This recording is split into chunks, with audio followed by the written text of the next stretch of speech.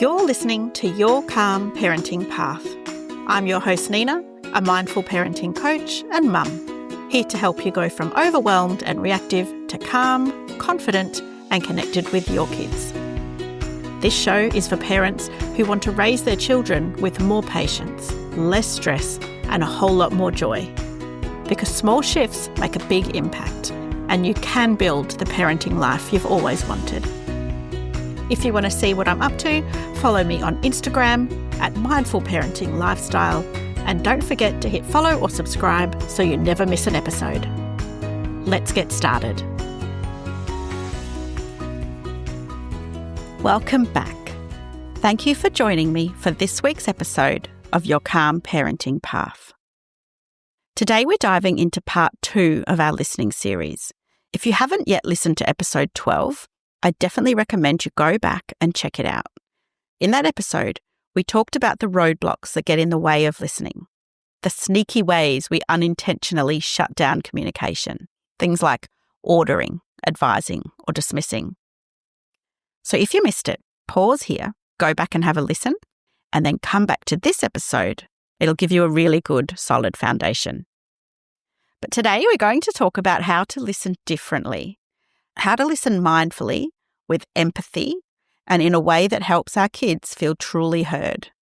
And this is so much more than just sitting quietly while they talk. It's an active, intentional process. I also want to share a personal story about one of my sons later in the episode, how I had to practice these steps in a tricky bedtime moment. So listen out for that. Let's get into it. Today, I want to share with you 4 steps that I use in my own parenting, and they're grounded in the principles of Parent Effectiveness Training, or PET for short. If you're not familiar with PET, it's an approach developed by Dr. Thomas Gordon that teaches parents how to communicate actively with their kids without yelling, bribes, or punishment. And one of the core skills is active listening. Today, we'll be using the same 2 scenarios we talked about in episode 12 to explore these steps. The first one is when your child says, "No one played with me at recess." And the second one is when siblings are arguing over a toy, and we'll keep referring back to these examples as we walk through the steps. So here are the 4 steps I'd love you to try. Step 1, pay attention mindfully. This is about showing up, not half listening while you're cooking dinner, not nodding while scrolling your phone. It means putting down what you're doing, making eye contact if that feels comfortable for your child, and giving them your full presence. And I get it, this is hard. We're juggling so much. Sometimes it's about doing what you can in the moment. If you really can't stop what you're doing, you can say, "I really want to hear what you're saying. Can I finish this and then come and listen properly?" And that's mindful too. It's about being honest and showing you value their words. Step 2, hear the facts and the feelings. Let's take the example from the last episode. Your child says, "No one played with me at recess." The fact is they were alone at recess. But underneath that, there are often feelings, maybe sadness, loneliness, embarrassment, or even shame. Or imagine your kids are fighting over a toy. One's yelling, "It's mine!" The other's shouting, "No, I had it first." The facts are about the toy, but the feelings? Frustration? Disappointment? Maybe a sense of unfairness. It's easy to get caught up in the surface details or try to fix the situation. But when we pause and tune in, we can start to hear the feelings that need to be seen and heard. Step 3 is to feed back your understanding. This is where you say out loud what you're hearing. You're not fixing, you're not offering advice, you're simply showing that you get it. So for example, when your child says, "No one played with me at recess," you might say, "That sounds really hard. You felt left out and lonely today." Or when the kids are fighting over a toy, you might say, "You both really wanted to play with that and it feels unfair when you don't get a turn." This is what PET calls reflective listening. It's a way of holding up a mirror so that your child can hear that you really get what they're feeling. It doesn't mean you agree with every detail, but it tells them, I see you, I hear you, you matter. And here's the thing. Sometimes we get it wrong. Sometimes we might reflect back something and our child might correct us. That's okay. That's part of the process. If you say you're feeling lonely and they say, no, I'm actually mad, that's helpful information. It helps you get clearer on what's really going on for them. And it's all part of building trust and connection. Step 4 is all about expressing empathy. Empathy is about letting your child know you understand how they feel. It's not about agreeing with the behaviour.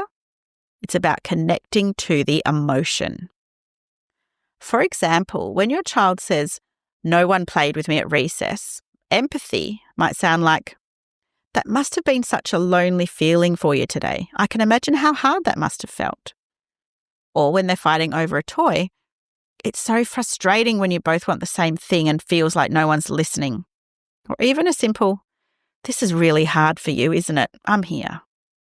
It's those little moments of validation that build trust. Empathy says, I get it. I care. You're not alone. And here's the beautiful thing. When we listen like that, we're not just helping our kids feel heard, we're also helping them build emotional intelligence. We're teaching them that feelings are okay and that it's safe to express them and that they matter. So now it's time for me to share the story about my boy.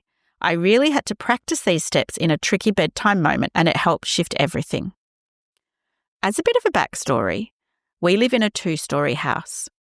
For the first few years, everybody lived downstairs, and the upstairs room was used for visiting guests. Once the boys were older, hubby and I decided to move upstairs to the main bedroom. We were excited about this.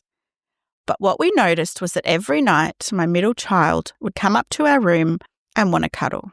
He would not go back to his own room. He would not lie on a mattress on the floor. He would insist on being in bed with us all night long. This was fine for 1 or 2 nights, but after a month, it had got too much. I decided to sit down with him and ask him what was going on. I said to him, there seems to be a problem at bedtime and you don't like sleeping in your own bed. It took him a while to get talking, but after a while, by going through these 4 steps, what I had realised was that he wasn't scared of the dark. He wasn't scared to be downstairs. He wasn't necessarily missing us or needing a cuddle. What he was worried about was that we were going to leave. In his experience, everybody that stayed in the main bedroom upstairs was staying here on holiday, and they always left. They always went home. And he was worried that we were going to do that too. It was a real mind-blowing moment when I realised that this was what he had been struggling with. I would never have thought of it in a million years. But it goes to show how giving our child space to really speak, to really tell us what's going on, can make such a difference. Now, let's pause for a moment and talk about why listening can feel so hard sometimes. Let's be honest. Sometimes we don't listen well because we're human. We're tired. We're distracted. We're juggling a million things. Or we're triggered. Maybe our child's problem reminds us of something we struggled with, or it feels like they're complaining about something we think they should just deal with. But in those moments, it's so easy to slip into problem-solving mode or dismiss the feeling. So I want to ask you, what makes it hard for you to listen to your child sometimes? What feelings come up in those moments? Just take a moment to reflect. Awareness is the first step to change. And when we do find ourselves in the messy moments, when we're tired, busy or stressed, what can we do? Well, here are a few simple strategies to help you stay connected, even when it's hard. Pause for a breath before you respond. Slow down for a moment.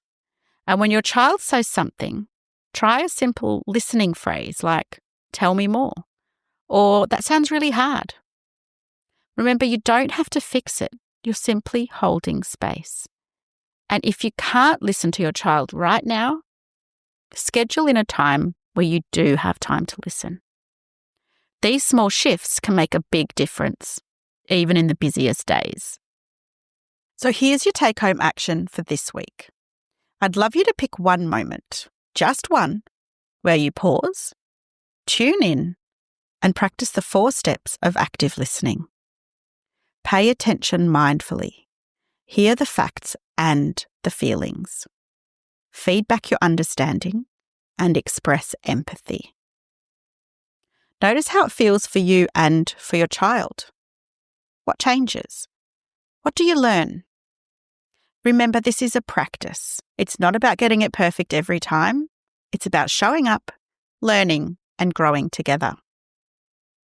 If you'd like to learn more about parent effectiveness training and how it can transform your parenting, visit my website, mindfulparentinglifestyle.com.au. There you'll find more resources, and you can also book a call with me if you'd like to chat about how PET might help you and your family. And of course, I would love to hear how it goes when you try these listening steps this week. Send me a message on Instagram or book an SOS parenting support call if you'd like some extra support. Don't forget that as a listener of the podcast, you can get 50% off the cost of these calls by entering the code SOSPATH on checkout. Thanks for being here. I look forward to seeing you next time on your Calm Parenting Path. Thanks for listening to Your Calm Parenting Path. I am so glad you're here, and I hope this episode gave you something useful to take into your parenting journey. If you'd like to dive deeper, sign up to my mailing list at mindfulparentinglifestyle.com.au for more tips and insights, or book a free chat to learn how we can work together. And don't forget to hit follow or subscribe so you never miss an episode. I look forward to speaking with you next time on Your Calm Parenting Path.